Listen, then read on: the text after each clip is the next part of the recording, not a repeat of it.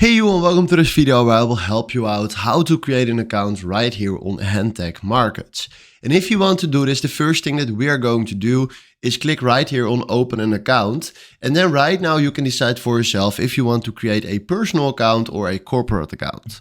Then after that, we fill in right here all the information that they need from us. And then after that, we click right here on start your application. So I will do this real quick. And there we are. We just created ourselves an account on Hantec Markets and it's seriously that easy. So right now we are here at this screen and now what they want us to do is fill in right here our personal details.